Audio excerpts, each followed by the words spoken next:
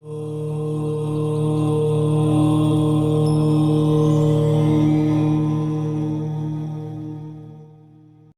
थोड़ी अंडरस्टैंडिंग लेंगे।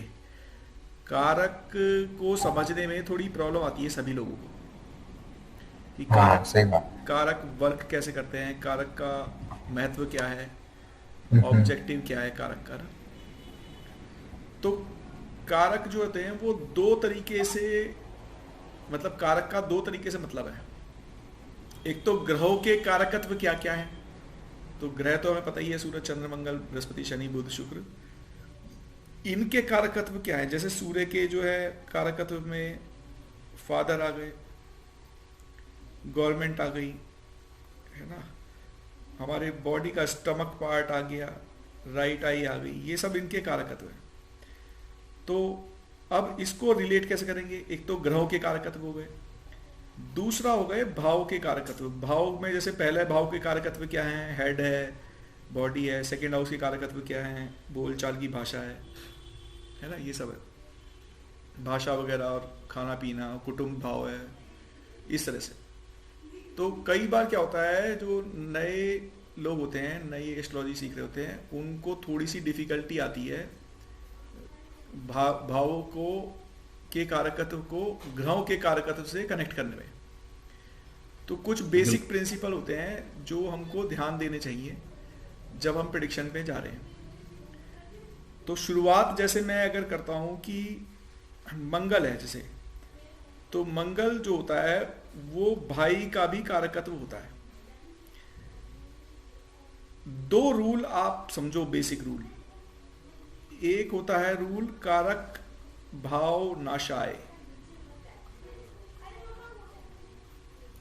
एक रूल ये है कारक भाव नाशाय। दूसरा रूल है कि कारक जब अपने भाव को देखता हो, उसी चीज को, तो उसकी वृद्धि करता है। कारक अपने भाव जो सेम कारकत्व से रिलेटेड भाव है उसकी वृद्धि करता है। तो ये मैं अभी समझाऊंगा थोड़ा सा। तीसरा होता है कि 12th हाउस जो है उसमें जो भी प्लेनेट जाएं उनमें उनके कारकत्व की वृद्धि होती है ना। इसके बारे में भी थोड़ी डिस्कशन करेंगे। और बहुत बार ये ओवरलुक्ड कर दिए जाते हैं ये तीनों प्रिंसिपल नॉर्मल कुंडली देखते हुए। तो पहले करते हैं कारक भाव नशाएं। अब यदि हम एनालाइज करें चार्ट में, तो जो थर्ड हाउस है, थर्ड हाउस हमारा होता है वो भाई का होता है ना, और यंगर सिबलिंग्स का बेसिकली बोला जाता है। तो और मंगल जो है उसके कारकत्व में भी यंगर सिबलिंग्स आते हैं, राइट। मतलब अगर आपको किसी के छोटे भाई बहन के बारे में कोई प्रश्न कर रहा है तो आप थर्ड हाउस जरूर देखोगे और मंगल जरूर देखोगे। वैसे तो भाव भावेश कारक लगा के आप इस हाउस के स्वामी को भी देखोगे, लेकिन इन दोनों पर जरूर निगाह रहेगी कि थर्ड हाउस की स्थिति क्या है और कारकत्व जो मंगल है उनकी स्थिति क्या है। अब कभी कभी ये हो सकता है कि मंगल वैसे कहीं पर भी हो सकता है, लेकिन अगर मंगल इस हाउस में जाता है, थर्ड हाउस में, तो भाई का कारक ग्रह मंगल उसी हाउस में जो भाई का ही हाउस था उसी में आ गया। तो रूल क्या बना, कारक भाव नाशाय, यानी कि कारक उसी भाव में बैठ गया जिस भाव का कारकत्व, जिसका कारकत्व था जिस भाव का, तो उसकी हानि करेगा। तो इसका मतलब क्या है, अगर हम प्रिडिक्शन में जाएं एस्ट्रोलॉजी में कि फलित क्या होने वाला है इसका, तो मंगल यदि तीसरे घर में गए तो वो भाइयों की हानि कर देंगे। अब भाइयों की जो हानि हो रही है उसकी इंटरप्रिटेशन क्या है, उसका मतलब क्या है, भाइयों की हानि करेंगे। तो पहले रूल में आप ये समझो कि इसका शायद ही कोई भाई हो, मतलब भाई ना के बराबर भाई होगा, भाई होंगे ही नहीं, ऐसा पहली इंटरप्रिटेशन है। भाइयों की हानि हो जाएगी, वो पैदा होंगे और नहीं रहेंगे, ऐसा हो जाएगा।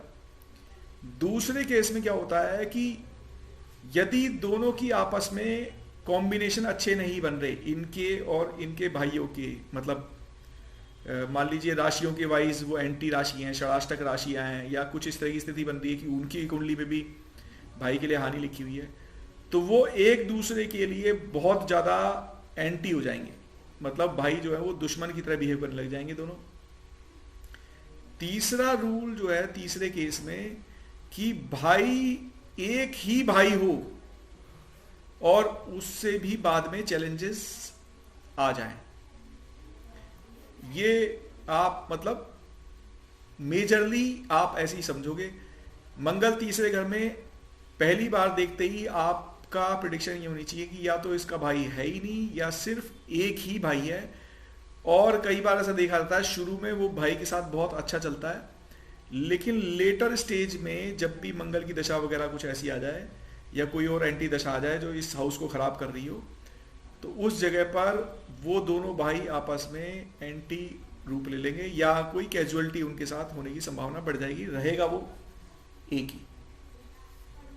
ठीक है, तो कारक भाव नाशाय इस तरह से वर्क करता है। अभी अगर मैं दूसरा एग्जांपल लूं कि भाई 7th हाउस का अगर हम एग्जांपल लें, 7th हाउस जो होता है वो होता है भार्या का या फिजिकल रिलेशन का। वैसे तो इसमें कोई भी ग्रह ठीक नहीं होता, कोई भी ग्रह, लेकिन यदि मान लीजिए शुक्र अगर आ गए यहां पर, तो भी वो अगर लड़के की कुंडली है तो कारक भाव नाशाय यहां पर लगा देंगे। तो इसका रिजल्ट जो होने वाला है वो ये होगा कि या तो उनके अपने वाइफ के साथ थोड़े टर्म्स खराब हो जाएंगे, या वो फिर अलग ही रिलेशन में दोनों के दोनों हो जाएंगे, मतलब आपस में ही उनका अंडरस्टैंडिंग जो है शुरू में बहुत अच्छी चलेगी, लेकिन बाद में फिजिकल रिलेशन की मैं बात कर रहा हूं, वहां पर उनमें आपस में समन्वय नहीं बन पाएगा।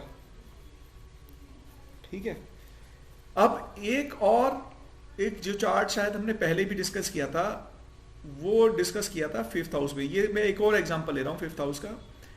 5th हाउस में अब देखिए 5th हाउस का कारक क्या है, बच्चे, किड्स, राइट। तो और किड्स का कारक ग्रह कौन सा है, वो है बृहस्पति। अब यदि बृहस्पति यहां पर आते हैं तो ये थोड़े से ज्यादा डैमेजिंग हो जाएंगे अगर बृहस्पति यहां आ गए तो। ये ज्यादा डैमेजिंग क्यों बोल रहा हूं मैं यहां पर, क्योंकि ये कौन सा रूल लगाने वाले, ये यहां पर रूल लगाने वाले हैं कारक भाव नाशाय फिर से, क्योंकि संतान का कारक ग्रह गुरु और संतान जो हाउस है संतान का वो भी 5th हाउस यहां पोजीशनड हो गए, तो ये उस भाव की हानि करने लग जाएंगे, यानी कि संतान से रिलेटेड कष्ट ये देने लग जाएंगे। और ज्यादातर केस में वो हेल्थ से रिलेटेड इश्यूज देंगे संतान को। यदि ये बृहस्पति यदि वक्रीय हो जाए, वक्रीय यानी रेट्रोग्रेड, अगर ये रेट्रोग्रेड हो जाते हैं तो ये और ज्यादा हानि कर देंगे, ज्यादा नुकसानदायक हो जाएंगे। ठीक है, अब मैं कह रहा था ये बृहस्पति स्पेशल तरीके से ज्यादा हानि करेंगे, तो बृहस्पति स्पेसिफिक के लिए एक नियम कौन सा है, स्थान हानि करोति जीवा,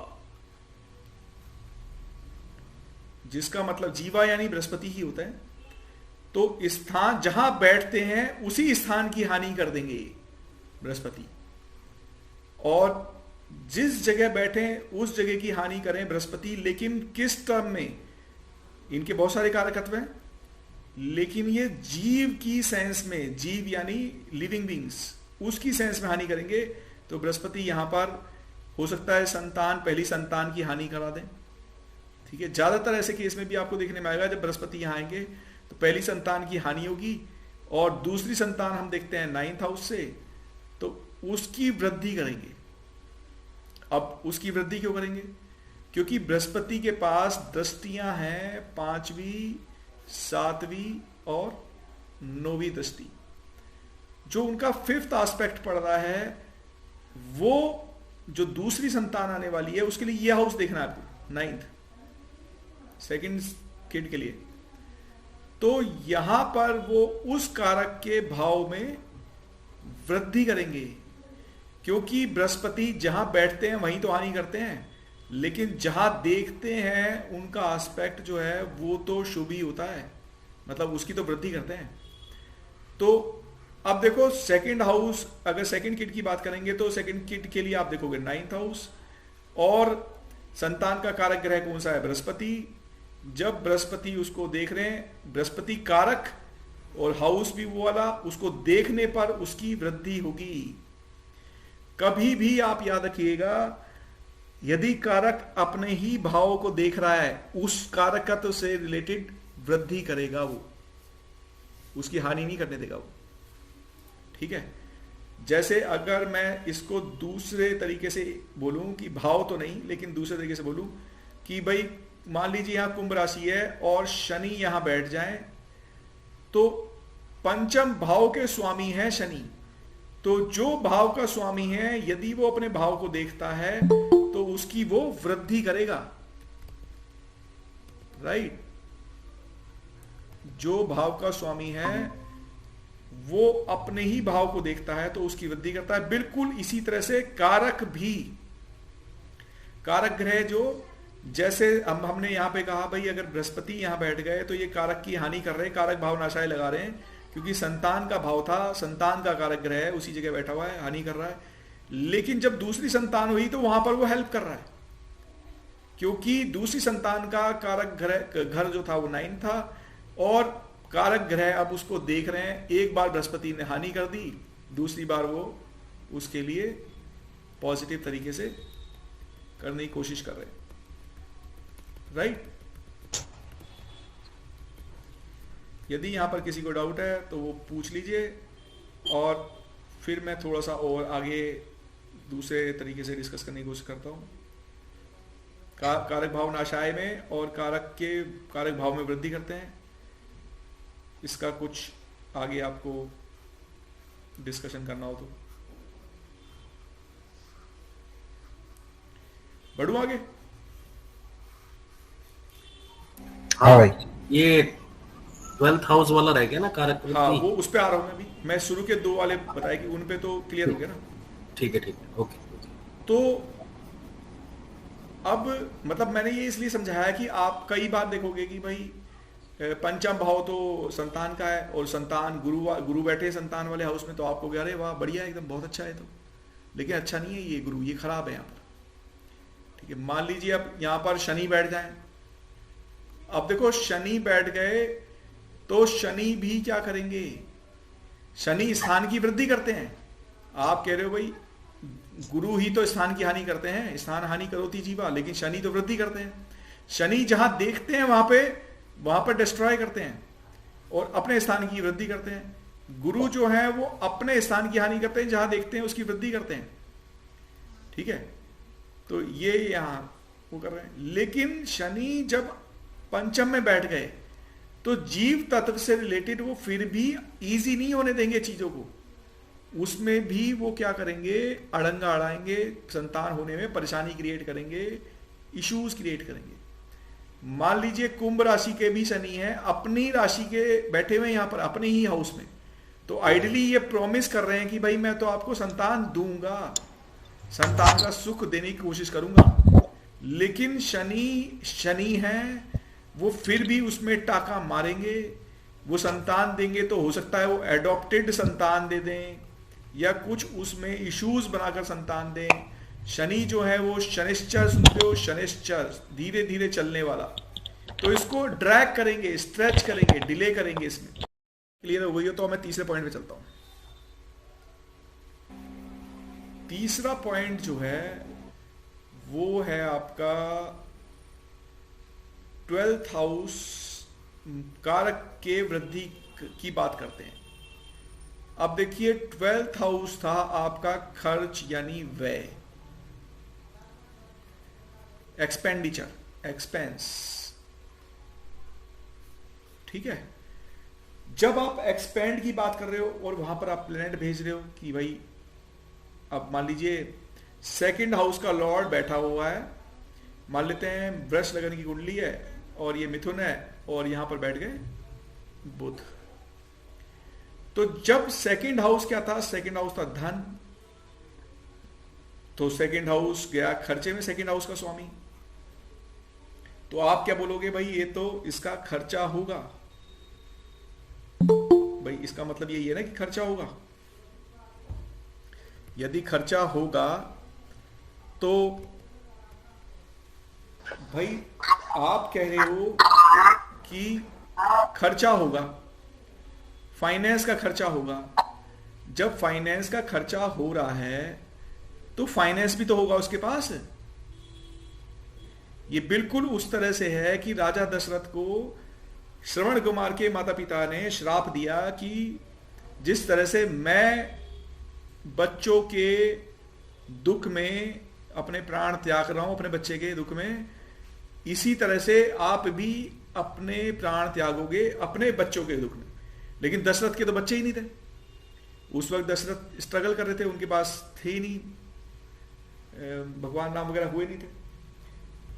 तो उस श्राप से क्या हुआ, वो श्राप वरदान साबित हो गया क्योंकि उससे बच्चे हो गए। भाई श्राप खाली कैसे जाएगा। तो जब ये धन व्यय हो रहा है, धन का खर्चा हो रहा है, तो खर्च तो तभी होगा ना जब वो होगा, एक्सपेंडिचर होगा।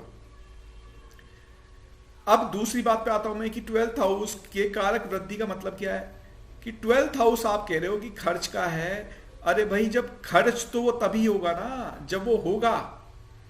अगर आप 11th हाउस की बात करोगे, मान लो 11th हाउस का स्वामी यहां पर बृहस्पति बन जाएंगे, बृहस्पति आ गए, आप कह रहे हो इनकम एक्सपेंड कर रहे हो, आप इनकम खर्च कर रहे हो, तो इसका मतलब इनकम हो रही है, तभी तो आप एक्सपेंड कर रहे हो, ठीक है ना, तभी तो आपका खर्चा हो रहा है। इसका मतलब क्या है, ज्यादातर जो भी ग्रह यहां पर आते हैं 12वें घर में, वो उनके कारकत्व में वृद्धि कर देते हैं। जैसे संतान का कारकत्व भी अगर वहां गया, मान लीजिए बुध चला गया यहां से वहां पर, तो वो ये कह रहा है कि संतान होगी जरूर, लेकिन हो सकता है विदेश चली जाए, ठीक है, ज्यादा संतान हो जाए, ऐसा भी हो सकता है। संतान पे अगली बार मैं एक वीडियो बनाऊंगा, दिखाऊंगा, मतलब वीडियो क्या, मतलब लेक्चर दूंगा उसको, उस पर हम डिटेल में डिस्कस करेंगे कि संतान के बारे में कैसे हम फर्दर लेवल पे बात कर सकते हैं। इतनी 12वें घर में अगर गुरु बैठ जाए तो मतलब खर्चा तो होगा, मतलब इनकम भी होगी, खर्चा भी होगा।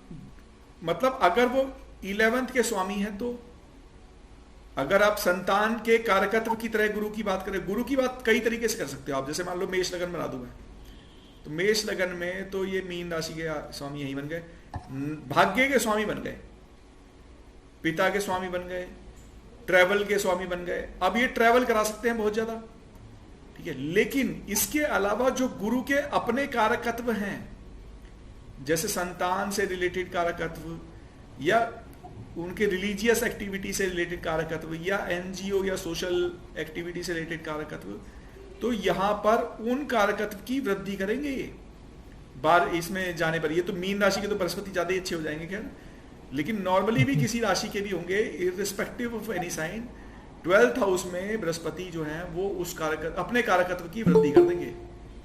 वो ये कह देंगे कि भाई संतान में ज्यादा दूंगा आपको, हो सकता है मैं डिले कर दूं, बाकी चीजों में प्रॉब्लम क्रिएट कर दूं, लेकिन मैं आपको ज्यादा ही देने वाला हूं, चीजें कम नहीं देने वाला, ठीक है। जैसे मैंने यहां कहा कि भाई ये मान लीजिए शुक्र बैठ गया है 12वें घर में, अब शुक्र आपने कहा भाई सेकंड हाउस का स्वामी शुक्र 12वें गया हुआ है। अब इस शुक्र 12वें की बहुत सारी इंटरप्रिटेशन हो गई। तो पहली इंटरप्रिटेशन तो ये हो गई कि वो शुक्र 12वें में बैठा हुआ है 12th हाउस में, शुक्र की बात कर रहे हैं सिर्फ, पहली इंटरप्रिटेशन।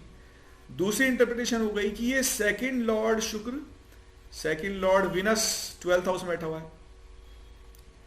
तीसरी हो गई कि सेकंड लॉर्ड बन के क्या क्या, तो सेकंड लॉर्ड में फिर से दो वेरिएशन बन गई, मैं मोटा मोटा ऐसी बना रहा हूं कि भाई धन का स्वामी होकर धनेश, धन का स्वामी 12th में बैठा हुआ है, तो आप खर्चे की बात करोगे कि यहां धन व्यय कर रहा है आदमी, ओवर एक्सपेंडिचर करता हुआ, खर्चा बहुत करता हुआ।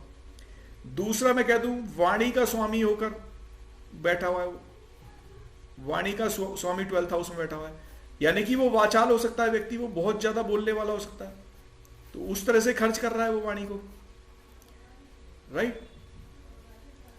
अब तीसरी चीज हो गई कि सप्तम भाव का स्वामी होकर बैठ गया, क्योंकि सप्तमेश भी तो है, तो स्पाउस का लॉर्ड होकर बैठ गया ये।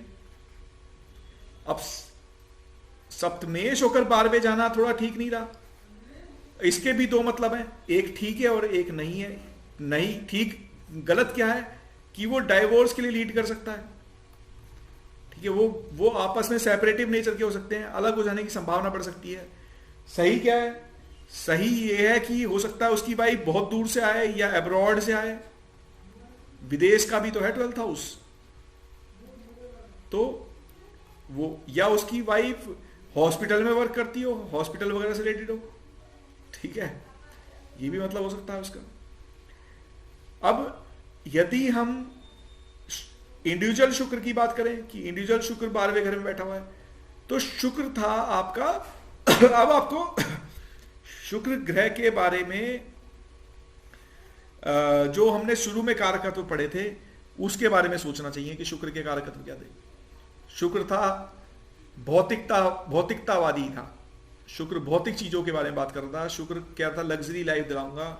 शुक्र कह रहे थे कि भाई मैं फाइनेंशियल चीजें सेटल करूंगा, आपकी बाकी चीजें सेटल करूंगा, आपके पास एमिनिटीज होंगी, हर तरह की एमिनिटीज होंगी, शारीरिक सुख होगा, फिजिकल प्लेजर होगा। अब देखो शुक्र जो है वो जेनिटल लिक्विड्स का भी कारकत्व है उसके पास, तो ये जब 12वें जाएगा तो जेनिटल लिक्विड्स को भी एक्सपेंड करेगा, मतलब वो थोड़ा सा विलासी हो सकता है, मतलब इसको यही टर्मिनोलॉजी यूज कर सकते हैं फिलहाल के लिए। तो जो भौतिकता की बात कर रहे थे कि उसके पास एमिनिटीज हैं, उसके पास फैसिलिटीज हैं, वो एंजॉय कर रहा है, लग्जरी लाइफ है उसके पास में, लग्जीरियस है, ये सबको भोगेगा वो, है ना। और ऐसा भी हो सकता है कि उसके पास खुद का फाइनेंस ना हो लेकिन वो फिर भी भोगे, फिर भी एमिनिटीज हो, फिर भी लग्जीरियस लाइफ हो। इस तरह से आप उसके कारक को की बात कर रहे हैं, तो शुक्र फाइनेंस का भी कारक है। इस तरह से आप कारक को इंटरप्रेट करोगे, कारक को ऐसे एनालाइज करोगे, ठीक है। अब जब कारक की बात चली है तो एक दो बड़े जबरदस्त एक्सेप्शंस हैं कारक में। एक्सेप्शंस में क्या है कि अब जैसे शनि के पास में आयु का कारकत्व है,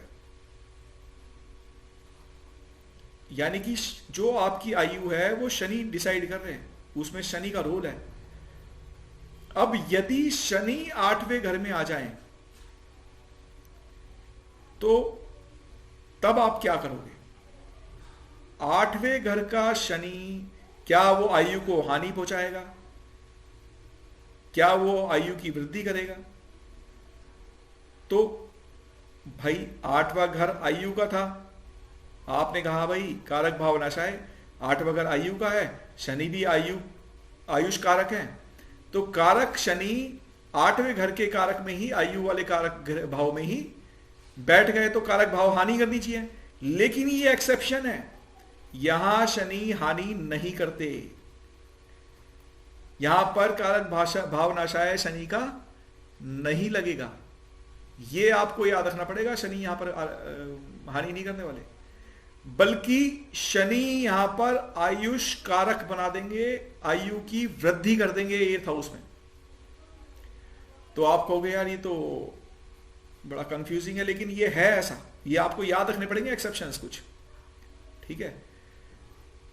और अगर मैं हाँ जी, ये वो क्या 368 वो वाला वो होगा ना? ये तो 8th हाउस है, वो त्रिशराय अधिपति की बात नहीं कर रहे, या त्रिक भाव की भी बात नहीं कर रहे, 6 8 12 की भी बात नहीं कर रहे। अच्छा, खाली 8th हाउस का ही है, ये नहीं कि 368 पे बैठेगा तो ना, मतलब वो अलग कहानी है उनकी। अच्छा, यहाँ पर सिर्फ कारकों पे आज मैं रुका हुआ हूं, तो मैं इनकी कुछ एक्सेप्शंस को और कुछ ब्यूटीज बताने की कोशिश कर रहा हूँ, ठीक है सर। तो आप ये याद रखोगे कि भाई 8वें घर के साथ एक स्पेशल रूल है कि शनि यहां पर आयुष की हानि नहीं कर रहे, आयु की वृद्धि कर रहे।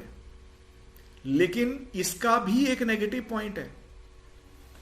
अब देखिए शनि जो है ना वो डिसिप्लिन के देवता हैं।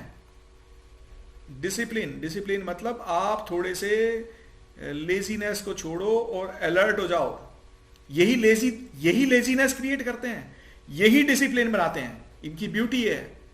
तो होगा क्या कि यहां पर जो एक्सेप्शन की बात कर रहा हूं कि यदि ऐसा व्यक्ति लेजी हो जाए, अपने शरीर पर वर्क ना कर रहा हो, फिजिकल हेल्थ पे ध्यान ना दे, बाकी चीजों पे ध्यान ना दे, तो वो यहां पर शनि जो है उसको डिसिप्लिन नहीं है, तो वो व्यक्ति लेजी है, तो उसको कोई ना कोई ऐसी बीमारी देते हैं जो लॉन्जेटिविटी में उसकी डेथ तक साथ रहेगी।